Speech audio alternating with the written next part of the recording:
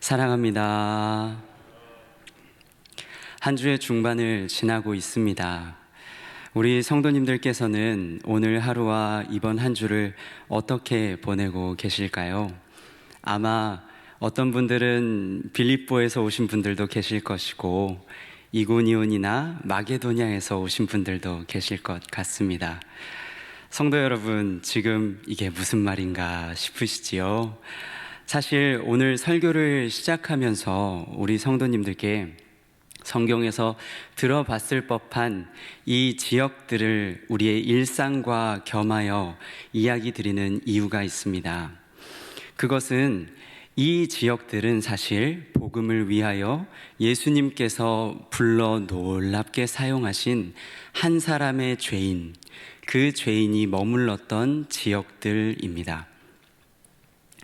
그래서 그렇다면 오늘 이 죄인은 누구일까요? 바로 사도 바울이지요. 그런데 오늘 제가 말씀의 제목과 조금 전에 드린 그 질문에도 의도적으로 사도 바울이라는 이름이 아니라 죄인이라는 단어를 사용한 이유가 있습니다. 그것은 우리에게는 사도 바울이라고 하면 흔히 가지고 있는 이미지가 있기 때문인데요. 그리고 그 이미지에 따른 우리가 가지고 있는 거리감이 있기 때문입니다. 이것을 잘 보여주는 예시가 있다면 우리가 너무나도 사랑하는 찬양 한 곡이 떠오릅니다. 바로 낮엔 해처럼 밤엔 달처럼이라는 찬양입니다. 그 찬양 2절엔 이런 가사가 등장합니다. 예수님처럼 바울처럼 그렇게 살 순 없을까라는 고백이 등장하는데요. 적어도 이 고백만 본다면 우리에게 사도 바울은 정말 예수님처럼, 예수님만큼 헌신적인 사랑의 인물로 인식되는 것 같습니다. 그런데 정말 그러한가요? 물론 사도 바울이 예수님을 만나고 놀랍게 쓰임받은 것은 맞지만 예수님만큼, 예수님처럼 그렇게 헌신적인 사람의 사랑의 인물로 생각되어지는 것에는 조금 무리가 있지 않나 합니다. 왜냐하면 그 바울을 만나셔서 특별하게 그 바울과 특별한 만남을 허락하셔서 놀랍게 사용하신 그 예수님, 그 예수님이 결국 오늘 우리도 찾아와 주셔서 우리와 함께 영원토록 동행하시며 놀라운 일들을 행하실 예수님이시기 때문입니다. 그런 의미에서 우리의 일상은, 이것을 믿고 아는 우리의 일상은 얼마든지 마게도냐와 빌립보가 될 수 있는 것이지요. 그런 의미에서 오늘 저는 우리 성도 여러분에게 예수님께서 특별히 만나주셔서 놀랍게 사용하신 그 한 사람의 죄인 바울의 행적을 따라 사도행전의 말씀을 이제 시작하려고 합니다. 간절히 바라기로는 이 말씀들을 나누는 시간 가운데에 우리 성도님들과 또 말씀을 전하는 저의 마음 가운데엔 약하고 때로는 악하기까지 한 그런 우리를 놀랍게 사용하시는 하나님을 아는 복이, 그리고 그 하나님과 함께 동행하며 누리는 복이 넘쳐나기를 축복합니다. 아멘. 그런데 그런 기대를 가지면서 살아가는 우리에게 반드시 기억해야 할 것이 한 가지가 있습니다. 그것은 무엇이냐면 사도행전, 오늘 우리가 읽은 사도행전 9장의 말씀을 지나가야 한다는 것입니다. 사도행전 9장은 많이 알고 있듯이 사울이, 그리스도인들을 박해하던 사울이 예수님을 만나서 변화된 본문이라고 우리는 잘 알고 있습니다. 그런데 너무 잘 알고 있어서일까요? 그 본문을 대할 때에 바울을 부르셨던 것처럼 오늘 죄인인 우리를 부르시는 예수님의 부르심을 충분히 누리지는 못하고 있는 것 같기도 합니다. 그래서 오늘은 우리가 읽은 본문을 살펴보기에 앞서 저는 두 가지의 질문을 우리 성도님들께 드리고자 합니다. 첫 번째 질문은 이런 질문입니다. 성도 여러분께서 예수님을 만나셨을 때 그 첫 만남은 사랑 가운데 이루어진 만남이셨나요? 아니면 큰 두려움도 함께 있던 그 가운데 만났던 만남이셨을까요? 그리고 두 번째 질문을 드리겠습니다. 하나님께서는 왜 사도 바울에게 3일이나 보지 못하게 하셨던 것일까요? 이런 질문들에 대한 답을 우리가 오늘 말씀을 통해서 한번 찾아보고 또 예비하신 은혜를 함께 누리며 나아가면 좋겠습니다. 오늘 우리가 읽었던 본문 1절을 보면 이렇게 기록하고 있습니다. 사도 사울이 주의 제자들에 대하여 여전히 살기가 위협이 등등하였더라 라고 기록하고 있습니다. 우리는 이 말씀을 보면서도 예수님 몰랐을 때니까 라고 생각하며 넘어가기가 쉬운데요, 사실 사울이라는 이 인물이 어떤 인물인지를 우리가 곰곰이 생각해보고 또 찾아보면 우리는 이 말씀을 그냥 지나칠 수가 없습니다. 그러면 우리 사도행전 22장에서 사도 바울이 자신이 어떤 인물이었는지를 소개하는지 우리 잘 알고 계신 그 말씀을 한번 보도록 하겠습니다. 나는 유대인으로 길리기아 다소에서 났고 이 성에서 자라 가말리엘의 문하에서 우리 조상들의 율법에 엄한 교육을 받았고 오늘 너희 모든 사람처럼 하나님께 대하여 열심히 있는 자라. 가말리엘이 누구인지, 유대의 엄한 교훈이 무엇인지 아는 것도 물론 중요할 것입니다. 하지만 방금 읽어드린 그 말씀을 쉽게 이야기하면 사도 바울만큼, 그 당시에 바울만큼 하나님을 아는 일에, 섬기는 일에 열심을 다했던 인물은 없었던 것 같습니다. 결코 빼놓을 수 없는 인물이 바울이었던 것 같아 보여요.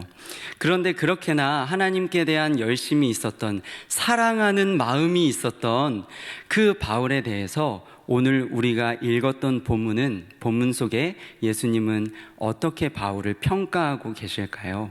한번 화면을 통해서 확인하도록 하겠습니다.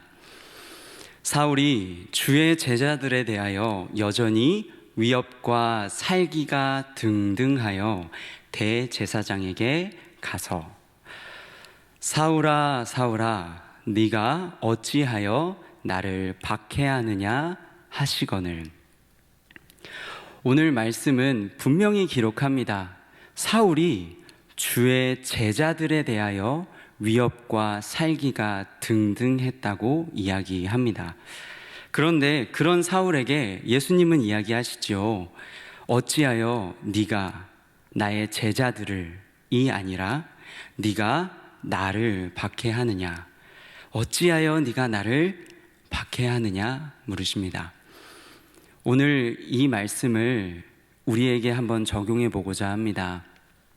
사랑하는 성도 여러분, 우리가 교회 안에서 또 가정 안에서 이따금씩 갖게 되는 다투고자 하는 마음, 거칠어진 마음, 또 순간순간 스쳐가는 그 살기 어린 마음들에 대하여 만일 하나님께서 네가 어찌하여 나를 박해하느냐 물으신다면, 십자가로 너를 안았던 나를 어찌하여 나를 박해하였느냐 라고 물으신다면 성도 여러분은 어떨 것 같으신가요?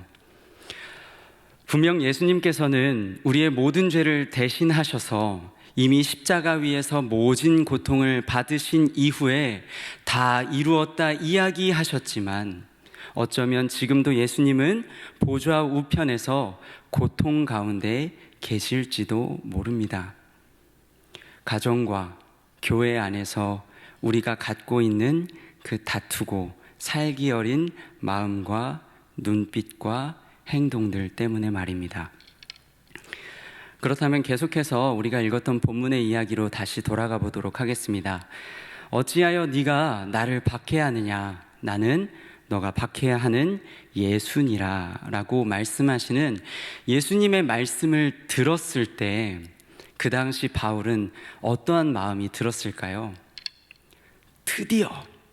드디어 내가 고대하던 구주를 만났다 하며 기뻐하진 않았을 것 같습니다. 오히려 그 음성 들었을 때 나는 죽었다, 나는 이제 죽었구나 하며 생각했을 것 같습니다. 하지만 바울의 그 목숨을 당장이라도 거두어 가실 수 있는 예수님은 또 한 번 박해자를 향하여 오래 참으시고 그가 어떻게 행해야 할지를 가르쳐 주셨습니다. 그렇게 바울은 사람들의 손에 이끌려 다메섹으로 들어가게 되지요.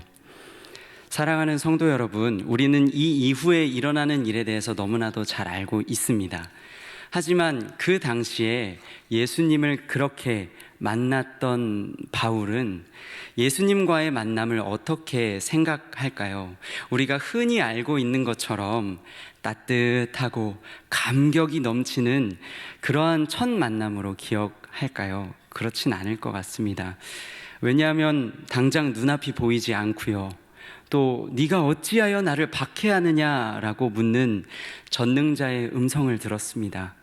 그리고 무엇보다 언제 다시 내가 볼 수 있을지 가늠할 수 없는 그 상황 가운데 있으니 적어도 바울에게, 그 당시 바울에게 예수님과의 만남은 어쩌면 심판대 위에 있는 것처럼 몹시 두려운 만남이었을지 모릅니다. 그래서 바울은 사흘 동안 보지 못하고 아무것도 먹지도 마시지도 않았다고 이야기합니다. 사랑하는 성도 여러분, 사실 우리가 알고 있고 기대하는 하나님의 모습을 생각하면 방금 보았던 그러한 장면들은 조금 낯선 느낌이 있습니다. 만일 우리가 알고 있는, 소망하는 그 하나님의 모습이라면 어떠했을까요? 무섭게 이야기하시더라도 그래도 눈을 멀게 하지 않으실 만한 분, 혹은 눈을 멀게 하시더라도 잠깐 멀게 하시지 금세 보게 하시며 비전을 또 제시해 주시는, 격려하시는 그런 하나님으로 우리는 알고 있지 않나 합니다. 그렇지만 하나님은 적어도 이 순간에는 그렇게 하시지 않으셨습니다.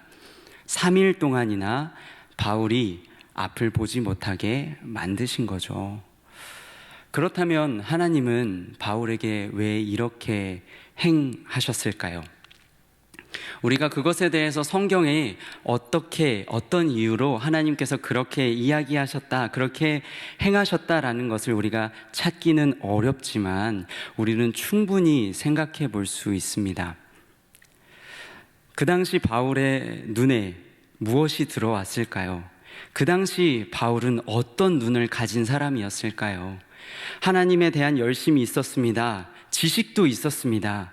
하지만 바울은 주의 제자들을 잡는 일에 혈안이 되어 어떻게든 위협하고 살기 어린 눈으로 그들을 찾아다녔던 바울이었죠. 적어도 하나님께서는 그 눈은 감길 원하셨던 것 같아요. 대신에 하나님은 죽어가는 스데반을, 그리고 고통과 두려움 속에서도 신앙을 지키는 주의 제자들을 다시 한번 눈을 들어 보기를 원하셨을 것 같습니다. 그리고 더 나아가서 십자가 위에서 우리의 모든 죄를 대신하신 예수 그리스도를 바라보고 만나기를 원하셨을 것입니다. 사랑하는 성도 여러분, 바울의 하나님이 우리의 하나님도 되시기에 우리는 분명 우리의 평생 가운데 하나님 놀라운 계획을 두고 계실 것입니다. 하지만 우리가 그런 하나님의 꿈을 꾸기에 앞서서 꼭 기억해야 할 것이 있다면 그것은 지금 내가 가정에서, 지금 내가 교회 안에서 나의 눈은 어떨 때 감겨져 있고 어떨 때 뜨고 있는지 우리는 그것을 반드시 돌아보아야 할 것입니다. 그래서 나의 형제와 예수님을 아프게 하고 있는 나의 모습들은 없는지 살펴보는 그 가운데 그곳에서도 나를 받으시는, 그곳에서도 나를 안으시는 십자가의 예수님을 만나는 복이 우리 가운데 풍성하기를 축복합니다. 말씀을 맺겠습니다.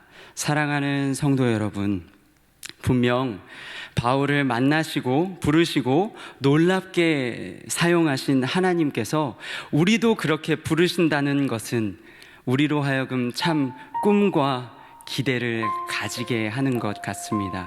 그래서 말씀도 열심히 보게 되고요, 또 기도도 열심히 하길 결단하게 되는 것 같습니다. 하지만 우리 꼭 기억해야 합니다.